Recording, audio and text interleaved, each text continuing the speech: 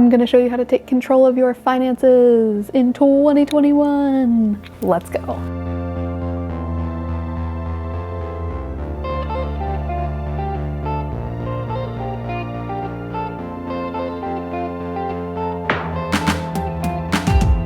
Hey girl, welcome back to Glam Life by Meg, where I teach you how to efficiently and glamorously live your very best life. Say hi in the comments if you're new here. It's nice to virtually meet you. Before we get to the good stuff, make sure to like, comment, and subscribe for more videos like this. And don't forget to ring that bell so that you can be notified every single time that I post a video. Today we are going to be talking about how to budget in 2021, how to start a budget, and how to make it work. The budgeting world can get really crazy because there are cash envelopes and cash envelope wallets and notebooks and budget planners and this and that and everything, and it feels like you have to spend all this money just to get started budgeting. No, that is not the case. Some of you pointed out when I reviewed the 2 budget planners in this video right here, some of you were saying, you know what, that's a little too expensive. And I said, girl, you're right. I've been budgeting for 2 years. I finally just allowed myself, now that I am debt free, I said, you know what?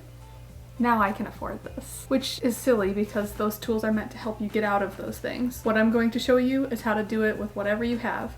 Pen, pencil, paper, spreadsheet on your computer. If you want to use cash, you can use whatever envelopes you have lying around. They don't have to be really cute. If you would like to see all my favorite budgeting accessories, that will be in a different video, so stick with me. We're gonna get you achieving those goals. So the first thing that you're gonna wanna do is decide what your big goal is.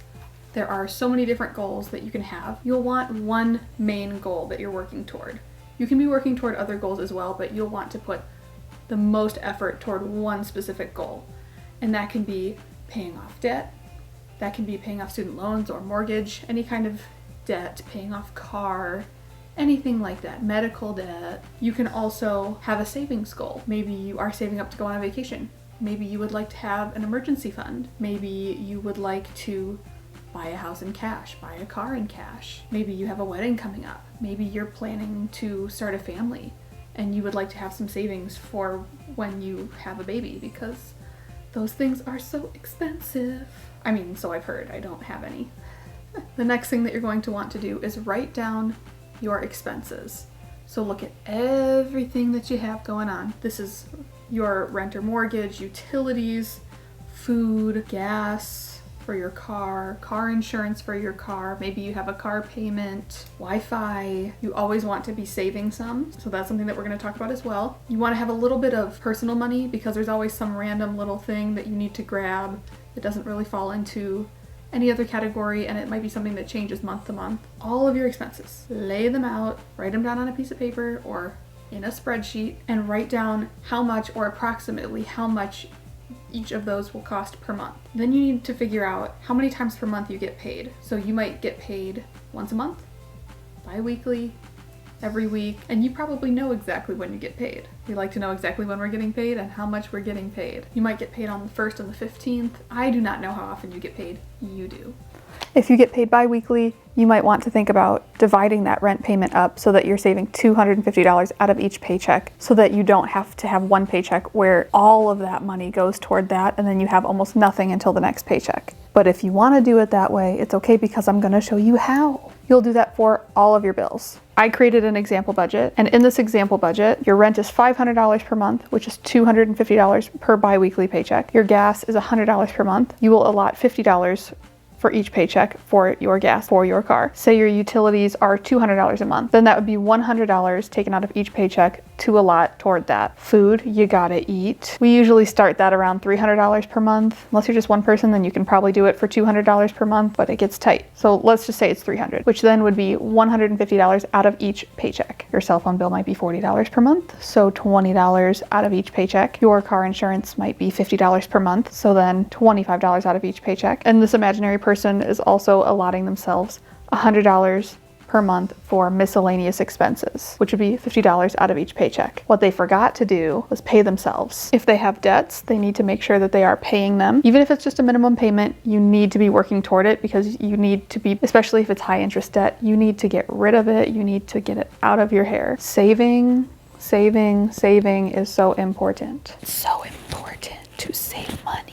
The number one mistake here was that they did not pay themselves first in savings. They calculated that their expenses are $1,690 per month without paying themselves or making any debt payments. So now what this person has to do is say, okay, so that means that my expenses are $1,690 per month and my salary is $2,000 per month, take home, not gross. Net pay. This means that they have $310 left per month for sinking funds, for savings, for debt payments, which is another reason why we talk about having that one big goal. If you try to achieve every single goal at once, you're going to fall flat on your face. Focus on one goal. So if your goal is to save $10,000, but you still have a bunch of debt, you still have to be paying off that debt, even if it's minimum payments, but your main focus is on that savings. You can't just call up your credit card company and say, hey, so I'm focusing on savings, so I'm just like not gonna pay my credit card. You cannot do that. That is a no-go. We're gonna briefly talk about sinking funds. That's not the main focus of this video, but I do want to touch on it. I have talked about that in a previous video, which you can watch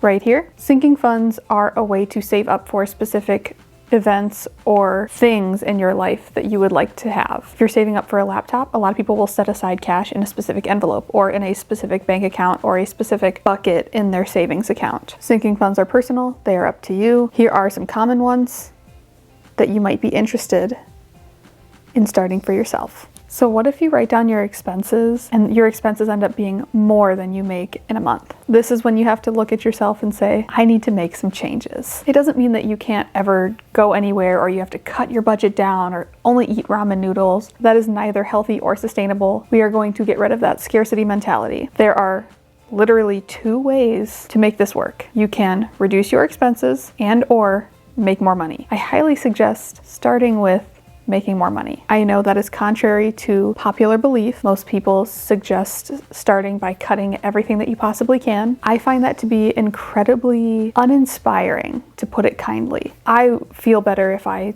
find ways to make more money. Like, hey girl, I'm bringing in more money. That's awesome. I feel good about myself. As opposed to saying to yourself, oh, well, I can't afford that, and I can't afford that, and I can't afford that. That is that scarcity mentality. That is putting so many bad vibes out into the universe. We are not taking any bad vibes with us. You want to have a happy and joyful mentality when it comes to money. Money is energy. Money is not evil. Money is not good. It is just neutral. What you do with it is up to you. I also suggest starting with side hustles. I have a full playlist of me suggesting side hustles, testing out side hustles, vlogging while I side hustle. Check those out and I give some great ideas. Also, if you have great side hustle ideas, leave them in the comment section below. Help each other out. If you need more suggestions, comment down below, or also find me on Instagram at glamlifebymeg and send me a DM. That is where I tend to get back to people the fastest, is on Instagram. What is your big goal? Let me know in the comment section below. I love hyping you guys up and helping you achieve your goals. That's it for this video, and until next time, stay hydrated, sis. Look, it's snowing. Oh, I hit my move goal. Look at me. And we're clear.